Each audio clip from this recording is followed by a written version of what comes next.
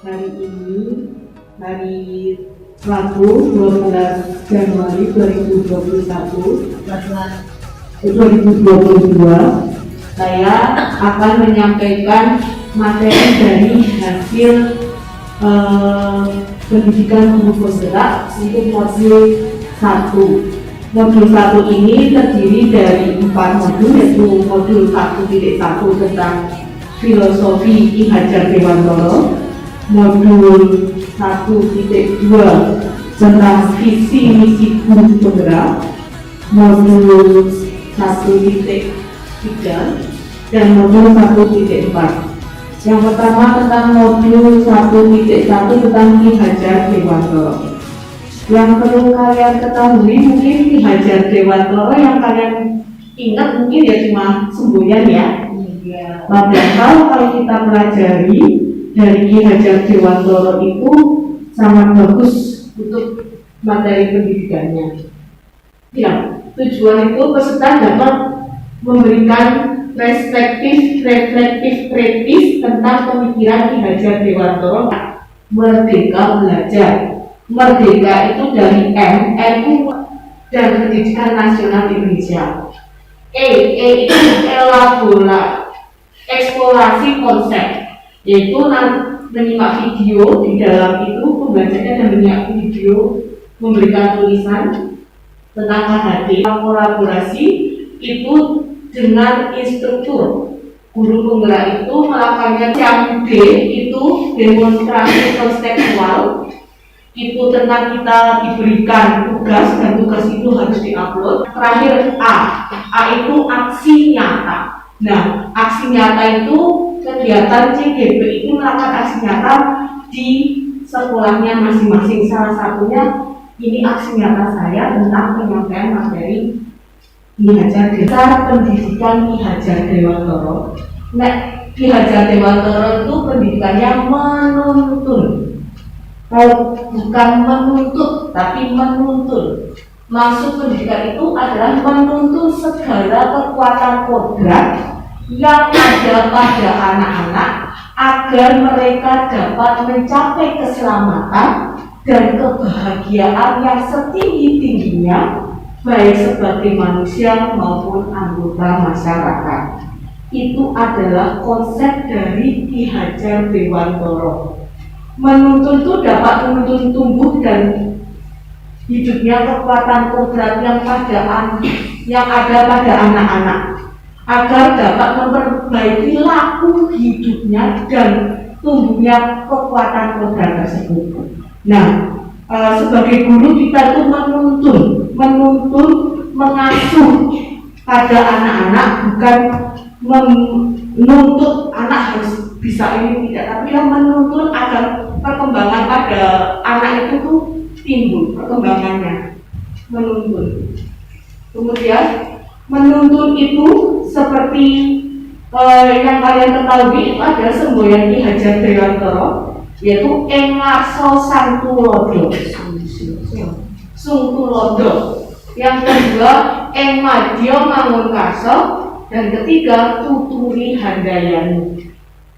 Agar apa? Kegiatannya agar anak-anak itu selamat dan bahagia sebagai anggota masyarakat maupun sebagai manusia. Intinya pembelajaran itu harus yang menyenangkan, membahagiakan bagi anak-anak agar anak-anak itu mencapai kebahagiaannya sebagai manusia maupun sebagai anggota masyarakat.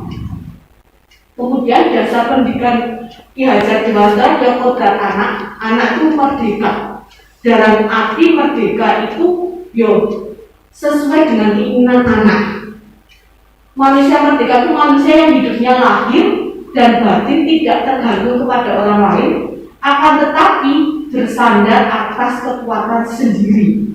Nah, kekuatan merdeka itu kekuatannya pada anak itu merdeka. Maksud pengajaran dan pendidikan yang berguna untuk kehidupan berbangsa ialah memerdekakan manusia sebagai bagian dari persatuan atau rakyat.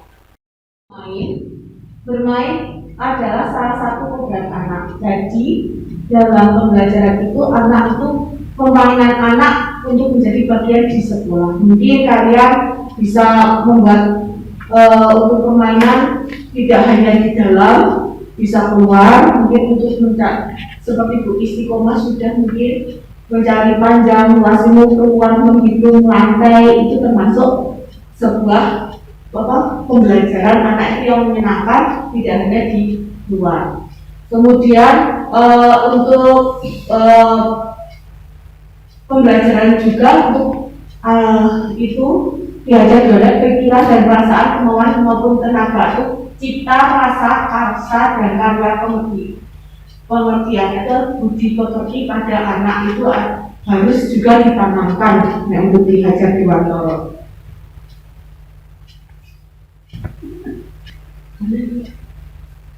Nah, itu salah satu contoh permainan. Terus ada permainan gobak sodor, itu nilai maupun strategi, itu mungkin nilainya itu nilai kerjasama ya, kolaborasi. Gobak sodor juga untuk penilaian kolaborasi atau gerakannya jadi sehat pengertiannya itu.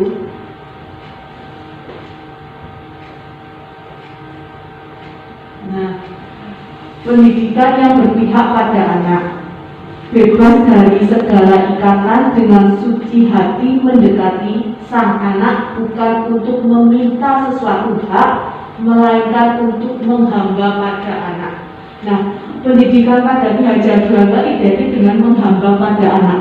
Maksudnya menghamba bukan kita mengagung-agungkan anak, bukan, tapi ini berpihak pada anak. Pendidikan tuh harus berpihak pada anak dengan semurni-murninya, seikhlas-ikhlasnya. Sebab cinta kasihnya kepada anak-anak boleh dibilang cinta kasih tak terbatas. Intinya pendidikan itu, pendidikan yang berpihak pada anak atau berpusat pada anak itu, maksudnya berhamba pada sang anak. Nah, anak itu bukan kertas kosong yang bisa digambar sesuai keinginan orang dewasa. Jadi anak itu lahir dengan kekuatan kodrat yang masih samar-samar. Samar-samar mungkin sudah ada nilai-nilai dari anak itu. Kemudian tujuan pendidikan itu untuk menuntut itu memfasilitasi, membantu anak untuk menegakkan garis yang samar-samar tadi agar memiliki lakunya menjadi laku yang seutuhnya. Jadi tugas kita itu menebalkan dari nilai-nilai yang ada pada anak, atau yang nilai-nilai yang samar-samar pada anak itu, agar anak itu menjadi manusia seutuhnya. Bagaimana cara menebalkannya? Menebalkannya dengan kekuatan konteks diri anak dan sosial kultur budaya. Berarti menebalkannya dengan konteks diri pada diri anak tersebut maupun kultur sosial budayanya anak.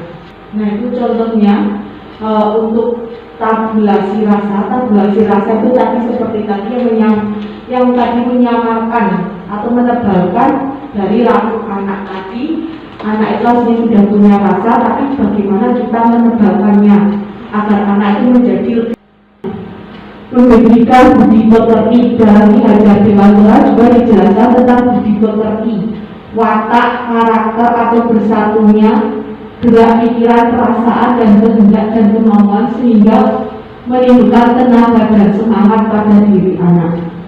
Budiku pikiran, perasaan, kehendak, pekerti itu tenaga.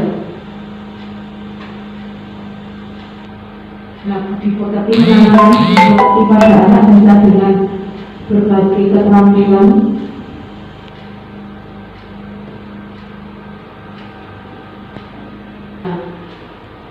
Dasar pendidikan Ki Hajar Dewantara itu diibaratkan sebagai seorang petani. Dalam hakikatnya sama kewajibannya dengan seorang pendidik. Petani itu sama seorang pendidik. Yang mana petani itu menanam jagung, hanya dapat menuntun tumbuhnya jagung. Ia dapat memperbaiki kondisi tanah, memelihara tanaman jagung, memberi pupuk dan air, membasmi ulat-ulat, jamur-jamur yang mengganggu hidup tanaman padi dan lain sebagainya. Nah, diibaratkan petani di kebun Nah, jika kita menanamnya, anak tersebut diolah di tanah yang sudah subur, mungkin belum tentu tumbuh itu akan subur ya. Tapi kalau kita menanamnya di tanah yang tidak subur, tapi petaninya itu rajin merawatnya, mengalirinya, memberikan yang terbaik bagi tanaman tersebut, otomatis tanaman tersebut menjadi maju juga. Demikian dari seorang anak. Anak itu diibaratkan petani itu sebagai guru. Walaupun itu anak itu dimasukkan di sekolah yang begitu favorit, tapi pengolahan pada gurunya tidak maksimal, otomatis anak itu sama saja.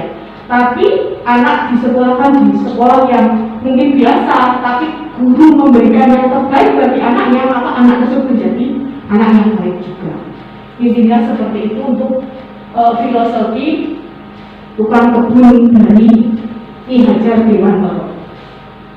Dengan filosofi pendidikan abad 21 itu misalnya yang pertama itu menuntun. Nah, untuk abad 21 kita kenalnya dengan 4C kan? Kolaborasi, critical thinking, communication, lalu creativity. Itu 4C. Kemudian untuk filosofi Ki Hajar Dewantara kuncinya yaitu masa depan murid harmonis, penuh kasih sayang. Dari masa lalu pendidikannya itu menuntun, kemudian menuntun dengan cara pendidikan gotong royong. Gotong royong itu kita melakukan kolaborasi, reflektif atau kritis, kemudian menjadi pendidikan yang masa depan, yaitu gimana anak tersebut menjadi selamat dan bahagia. Berkolaborasi, menginiasi, menciptakan kedalaman rasa takjub, kasmaran spiritual dan intelektual, dan untuk mencapai keselamatan dan kebahagiaan sebagai manusia. Siswa dan guru merdeka belajar yang berkolaborasi bersama menggali dan mengembangkan potensi siswa dan mengakomodasi karakteristik masing-masing untuk mewujudkan student well-being. Student well-being itu selamat dan bahagia, maksud student well-being.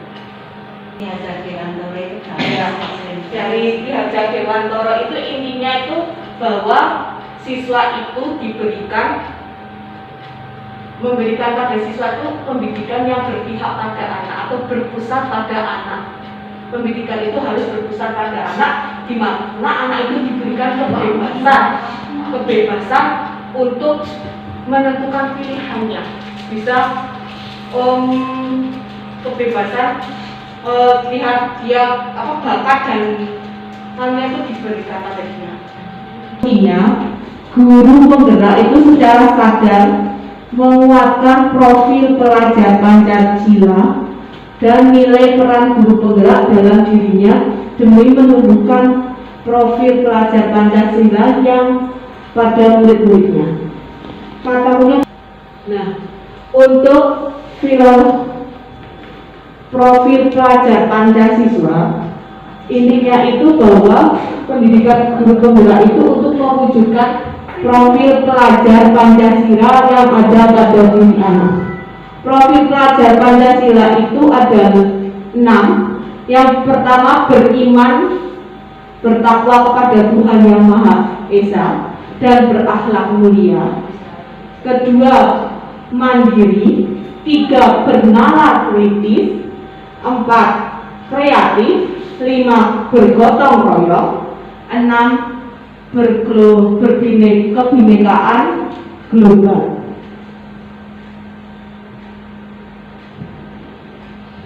Peran guru penggerak di sini ada mandiri dalam arti bahwa guru itu bisa mandiri dalam meningkatkan kompetensinya, tidak melalui harus disuruh adanya panduan dari kepala dinas atau kepala sekolah, tapi secara mandiri mereka mau mengikutinya. Itu atau biasanya kita mengikuti berbagai diklat dengan cara sendiri, itu namanya sudah termasuk peran nilai guru penggerak. Yang kedua, reflektif. refleksi itu dalam berarti refleksi mencerminkan diri kurangnya apa toh, bisa kita menanyakan dengan teman-teman kita, teman-teman guru, atau mungkin dengan siswa. Dari kita menanyakan tersebut nanti buat kita untuk memperbaikinya. Kolaboratif dalam arti guru itu tidak bisa sendiri, mungkin bisa, tapi mesti memerlukan teman untuk berbicara, berkolaborasi, gotong royong agar terwujudnya pendidikan anak yang berpusat pada siswa. Dan ketiga, mendorong kolaborasi, berarti kita memberikan kolaborasi itu dengan cara bergotong royong, berkolaborasi dengan teman untuk kemajuan pendidikan Indonesia. Yang selanjutnya di sekolah maksudnya saya, yang selanjutnya mewujudkan kepemimpinan murid. Nah, mewujudkan kepemimpinan murid itu akan memiliki jiwa pemimpin. Untuk modul 1.3 tentang visi guru penggerak. Adapun visi guru penggerak itu untuk terwujudnya profil pelajar Pancasila. Kemudian kita melihat dari pertama kita membuat arus baja, membuat pemetaan kekuatan yang ada di sekolah kita, membuat alur baja itu buat pertanyaan utama, kemudian ambil pelajaran, gali mimpi dan jabarkan rencana, terakhir atur eksekusi. Nah, setelah itu dari kekuatan itu nanti diperoleh, kita akan membuat visi dari guru penggerak tentang budaya positif. Nah, budaya positif yang kita terapkan pada anak. Sebelumnya mungkin ada salah satu teman guru, siapa yang mau ke depan menggenggamkan tangan, kamu ambil sesuatu apa terserah, kamu genggamkan, terus nanti masing-masing guru rayu teman kita itu mau membuka, apakah dia mau atau tidak. Ayo Bu If. Kan baca apa duit? Oh, pakai masker. Ada masker.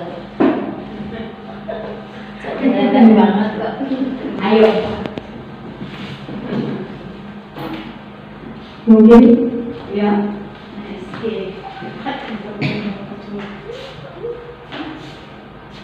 Oh,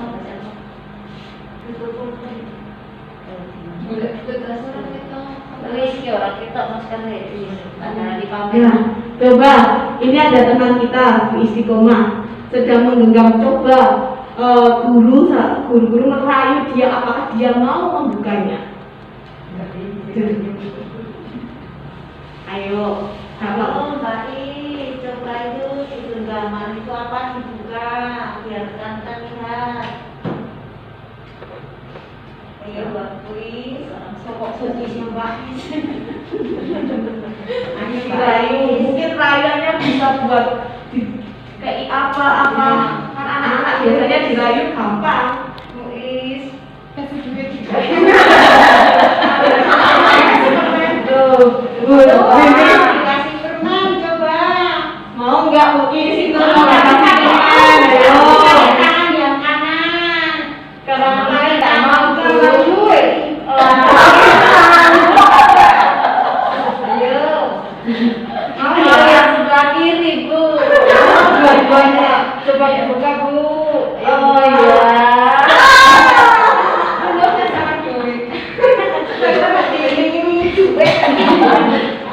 Oh iya.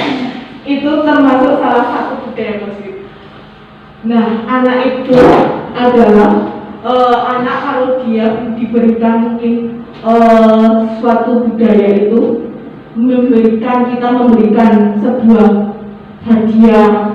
Nah, anak itu bisa merubah pendiriannya, atau mungkin ada ancaman, ada yang mungkin yuk gue tidak orang-orang jadi Bali loh dalam piagam, ya itu mungkin juga ada ancaman. Itu termasuk hal-hal yang termasuk dari paradigma budaya positif. Nanti kita pelajari bagaimana toh. Nah, ini miskonsepsi tentang teori kontrol. Miskonsepsi, ilusi guru mengontrol siswa. Guru bisa mengontrol siswa itu ternyata cuma ilusi. Yang kedua, ilusi bahwa kritik dan membuat orang merasa bersalah dapat menguatkan karakter. Ternyata itu salah. Itu miskonsepsi. Kita itu membuat kritikan atau merasa orang bersalah itu tidak akan menguatkan karakter pada diri anak. Itu adalah ilusi. Kemudian ilusi bahwa penguatan positif, efektif dan bermanfaat. Ilusi bahwa orang dewasa memiliki hak untuk memaksa. Itu sebuah ilusi. Kemudian untuk paradigma stimulus respon maupun teori kontrol. Nah, stimulus respon, kita mencoba mengubah orang agar berpandangan sama dengan kita. Respon. Tapi teori kontrol tidak seperti itu. Tapi kita berusaha memahami pandangan orang lain tentang dunia. Bukan kita yang merubah, tapi kita berusaha memahami dia. Kemudian perilaku buruk dilihat sebagai suatu kesalahan. Kita biasanya memandang itu perilakunya sebuah kesalahan, tapi itu salah. Tapi yang menurut teori kontrol, semua perilaku memiliki tujuan. Nanti anak mungkin melakukan sebuah kesalahan ada tujuannya. Kemudian orang lain bisa mengontrol saya. Anda tidak bisa mengontrol orang lain sebenarnya. Pemaksaan pada saat rujukan gagal. Ada pemaksaan pada rujukan gagal. Kolaborasi dan konsensus menciptakan pilihan-pilihan baru. Model berpikir menang atau kalah. Model berpikir menang-menang. Budaya kita bahwa disiplin telah berubah menjadi sesuatu yang dilakukan seseorang pada orang lain untuk mendapatkan kepatuhan. Intinya disiplin itu harus orang lain mendapatkan kepatuhan.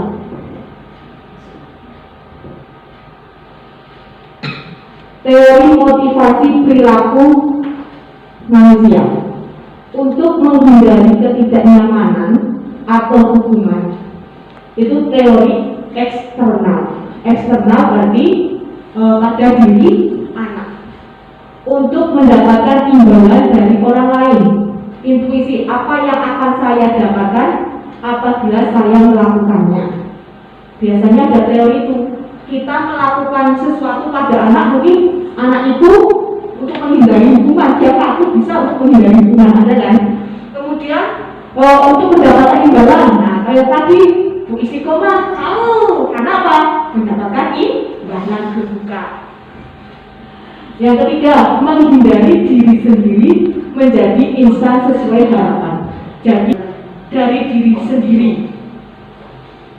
Keyakinan kelas dan hukuman dan penghadapan. Nah, ini tentang keyakinan kelas. Mengapa tidak peraturan saja, tetapi kita harus keyakinan kelas. Nah, mengapa kita memiliki peraturan harus menggunakan helm bila mengendarai kendaraan roda 2? Ayo, buat apa? Keamanan. Selain keamanan, keselamatan. Berarti deweku sampai yakin atau tidak itu? Kalian yakin kan? Bapak Ibu guru yakin ya bahwa kita menggunakan helm itu untuk keselamatan. Itu adalah keyakinan. Berarti kita tanamkan dulu keyakinan pada siswa, otomatis nanti siswa itu akan pola pikirnya akan berubah. Bahwa menggunakan masker itu untuk apa? Menghindari. Dia sudah yakin bahwa menggunakan masker itu untuk kesehatan, untuk menghindari berbagai penyakit, berarti dia akan menggunakan terus. Itu sebuah keyakinan. Kita jangan menggunakan peraturan, tapi menggunakan keyakinan. Mengapa kita perlu melakukan peraturan harus datang tepat waktu saat mengikuti pelatihan? Menghormati orang lain. Nah, itu pertama. Budaya positif. Nah, peraturan kelas, peraturan berbagai macam. Dari peraturan itu kita bentuk keyakinan kelas. Nah, kalau kita siswa sudah yakin, otomatis lingkungan menjadi lingkungan positif, lingkungannya menjadi positif. Kemudian tercipta budaya positif di sekolah. Nah, lihat ada kesepakatan kelas. Ada dua kesepakatan pembelajaran tertib kami murid yang peduli dengan teman-teman, yang merupakan keyakinan kelas yang kanan. Iya, karena keyakinan kelas itu adalah sebelah kiri, kanan ya, benar kanan, kanan ya, saling menyayangi ya. Kita tuh harus memberikan pada anak tuh, kalau anak itu punya keyakinan kita sesama teman dan saling menyayangi, itu keyakinan itu maka dia akan tergerak hatinya. Kira itu sekarang macamnya, kita tuh saling menyayangi. Terus keyakinan kelas dewe, yakin kelas dewe, keyakinan kelas semangat belajar. Nanti kok anak-anak akan semangat belajar. Intinya tuh keyakinan kelas. Kalau peduli dengan teman-teman. Nah, sekarang tuh contoh keyakinan kelasnya bentuk tanggung jawab, selalu membaca buku tempatnya, itu keyakinan kelasnya adalah tanggung jawab. Dilarang mengganggu orang lain, nanti menghormati orang lain maupun diri sendiri. Hadir 15 menit sebelum pembelajaran tepat waktu itu, menghormati orang lain, kok berkomitmen, kita harus komitmen.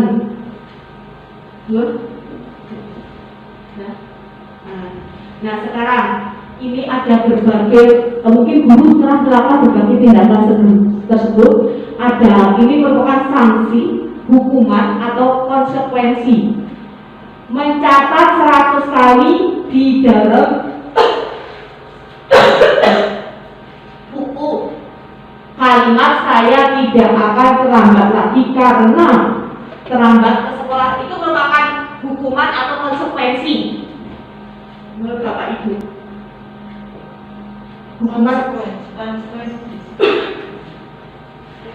Saya tidak akan 100 kali mencatatnya. Itu termasuk hukuman karena 100 kali itu menulis saya tidak akan terlambat lagi karena terlambat ke sekolah, ditulis di kertas, itu termasuk hukuman. Iya, guru itu tindakan guru. Tindakan guru itu termasuk hukuman. Lanjut, berarti salah ya, hukuman. Yang kedua, lari mengelilingi lapangan basket 2 kali karena terlambat hadir ke sekolah. Jadi hukuman. Murid diminta push up 15 kali karena tidak menggunakan masker di sekolah. Hukuman. Menggantikan kertas tugas teman yang telah dicoret-coret. Konsekuensi. Membersihkan tumpahan air di meja tulis karena tersenggol pada saat belajar. Konsekuensi. Meminta murid tidak mengenakan sepatu seharian di sekolah karena tidak menggunakan sepatu hitam. Hukuman. Yang terakhir, lari mengelilingi lapangan basket 2 kali karena terlambat 10 menit untuk pelajaran PJOK. Itu termasuk karena pelajaran PJOK konsekuensi ya. Pelajarannya PJOK. Kecuali kalau kita bergerak materi. 5 posisi kontrol dari ada 5 posisi kontrol kita. Ada sebagai penghukum, guru bisa membuat sebagai penghukum mungkin. Ada membuat orang merasa bersalah, tapi kalau saya jujur saya sering merasa orang bersalah. Kadang itu salah. Sebagai teman maupun sebagai pemantau dan manajer. Yang paling bagus yaitu mungkin sebagai manajer maupun sebagai pemantau kita. Nah, contohnya itu guru berbuat menghardik, menunjuk, menyakiti, menyindir, itu termasuk menghukum. Kamu, contohnya kata-katanya gini, kalau kamu tidak melakukannya, awas, ya. Itu wes ancaman atau berarti rasakan, awas rasakan, itu hukuman. Nah, itu salah. Atau merasa bersalah. Nah, mungkin kebanyakan guru melakukan ini. Kamu seharusnya kamu sudah tahu ibu lelah sekali mengatakannya, ibu stres, atau kamu sudah tahu yang kita rasakan anak itu merasa bersalah. Bagaimana nanti orang tua gitu kan, itu masih anak bikinmu merasa bersalah. Nah itu merasa bersalah. Nek sebagai teman, ayolah lakukan demi ibu. Masa kamu tidak mau? Ingat tidak ibu pernah bantu kamu. Nah itu sebagai teman. Tapi nek sebagai manajer, kita mengingatkan tentang keyakinan. Kamu kan sudah membuat keyakinan kelas bersama kan? Apa keyakinan kelas yang kamu lakukan hari ini? Anak bisa jawab keyakinan kelasnya, saya tidak komitmen bu, datangnya terlambat. Nah dari keyakinan dia secara sendiri dia mengatakan, bukan dia menghardik anak itu salah gitu kan. Tapi anak itu salahnya dengan mengatakan sendiri. Terus dia jujur. Kemudian bagaimana anak itu mengungkapkan solusinya, bukan dari guru, tapi anak sendiri yang memberikan solusinya. Kamu melakukan itu pasti punya alasan kan? Nah itu kita harus tanya alasannya. Nah kalau kita sudah punya alasannya anak melakukan itu, kenapa? Nah untuk itu kira-kira kamu bagaimana menyelesaikan masalah itu? Anak mencari tahu sendiri jawabannya. Mungkin saya harus minta maaf kan dari diri anak itu, kesadaran anak yang mau minta maaf kan dari diri guru. Caranya tuh seperti itu, menurut itu pemangku. Nah nanti kalau sudah anak meminta maaf, kita lakukan pantuan. Oh, main bareng. Itu termasuk melakukan pantuan. Seperti sana. Ya intinya itu ada kita ke restitusi dari budaya positif tadi tentang restitusi penyelesaian masalah. Restitusi adalah proses menciptakan kondisi bagi murid untuk memperbaiki kesalahannya. Menciptakan kondisi pada murid untuk memperbaiki kesalahannya sehingga mereka bisa kembali ke dalam kelompok mereka dengan karakter yang lebih kuat. Ciri-ciri restitusi itu bukan untuk menebus kesalahan, namun untuk belajar dari kesalahan. Memperbaiki hubungan, tawaran, bukan paksaan. Restitusi menuntut untuk memiliki ke dalam hati, mencari kebutuhan dasar yang mendasari tindakan. Terus cara yang terbaik, fokus pada karakter bukan tindakan, fokus pada solusi, dan mengembalikan murid yang berbuat salah pada kelompoknya agar memiliki karakter yang lebih kuat. Nah, segitiga restitusi itu ada 3, dimulai dari 3, yaitu yang pertama menstabilitaskan identitas. Nah, dalam menstabilitaskan identitas ini biasanya diawali dengan kata-kata kalau anak melakukan sebuah kesalahan itu setiap orang pasti punya melakukan kesalahan. Kamu bukan satu-satunya yang melakukan kesalahan ini. Itu termasuk menyetabilkan stabilitas identitas anak, dan anak itu tidak merasa bersalah, menstabilitaskan, kondisikan.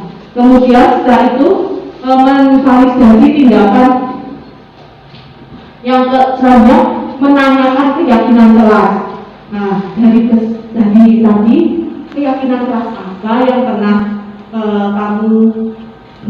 kalian buat kan punya keyakinan kelas. Nah, keyakinan kelas apa yang menurutmu tadi kamu lakukan? Nanti anak mengungkapkan sendiri kalau kita sudah memulai keyakinan kelas di kelas masing-masing. Kemudian yang terakhir memvalidasi tindakan yang salah. Nah, mungkin kamu melakukan kesalahan, pasti ada alasannya. Kira-kira alasannya apa? Kamu tanyakan. Kemudian anak itu carikan, terus alasannya. Anak pasti kita berikan. Nah, untuk kesalahan itu kamu sudah tahu alasannya, tidak apa-apa. Terus berikan bagaimana kamu mengatasi masalah tersebut pada anak.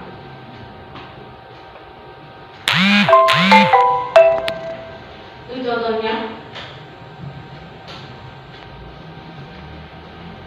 Nih, untuk menstabilkan identitas itu kata kedua salah satu hal yang manusiawi. Tidak ada manusia yang sempurna. Kata-katanya seperti itu. Berbuat salah itu manusiawi. Tidak ada ada manusia yang sempurna. Bapak Ibu mungkin juga pernah melakukan kesalahan. Nah, itu kita ungkapkan pada anak tidak apa-apa. Yang penting anak itu tidak merasa dia makin bersalah. Biasanya kita merasakan makin bersalah. Kalau kamu menyalahkan dirimu sendiri terus-menerus, apakah kamu bersikap baik pada dirimu? Nah, itu kata-kata dalam menstabilitaskan tindakan. Nah, untuk validasi tindakan yang salah membantu kita memperoleh kebutuhan. Kita tadi menanyakan apa alasannya? Mungkin saya nganu Bu, saya memang mungkin jadi standarnya saya senang melihat Bayu marah, ketawa. Nah, itu kan kebutuhan dasarnya anak itu berarti apa?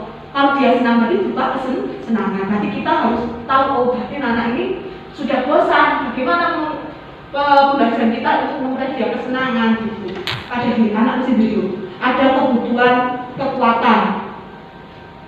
Untuk memperoleh power, kekuatan dia biasanya mengajak anak itu untuk kekuatan dalam diri kelas kita. Terus ada kebutuhan cinta kasih sayang, mungkin dia di rumah dia ada kurang yang kasih sayang. Biasanya anak melakukan tindakan seperti itu di dalam kelas.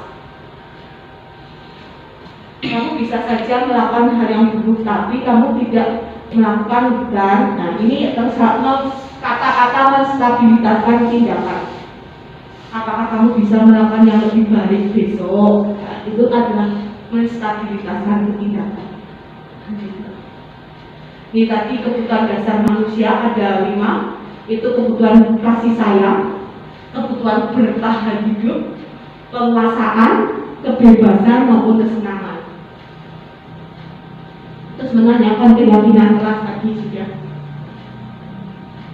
Nilai-nilai itu keyakinan kelas, dan menanyakan keyakinan kelas bisa kamu apa nilai yang kita percaya dari di kelas kita.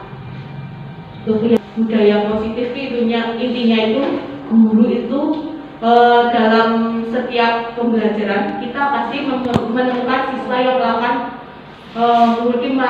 tidak kesalahan atau tindakan-tindakan. Nah, tindakan-tindakan itu sebagai guru harus bisa menengahinya dengan cara memberikan restitusi. Restitusinya seperti tadi ada tahap-tahapannya, dan 3 tadi menstabilitaskan identitas agar anak tidak merasa bersalah banget. Kemudian ada memvalidasi tindakan. Nah, tindakan-tindakan anak itu pasti melakukan kesalahan itu ada alasannya. Kita harus memvalidasi alasannya apa. Kemudian yang terakhir menanyakan keyakinan. Keyakinan ini keyakinan yang ada di kelas kali Bapak Ibu. Terus yang terakhir, setelah itu anak itu menemukan sendiri solusinya dari permasalahan tersebut. Seperti itu. Dari pengalaman saya, mungkin ada kurang lebihnya, mohon maaf. Wassalamualaikum warahmatullahi wabarakatuh.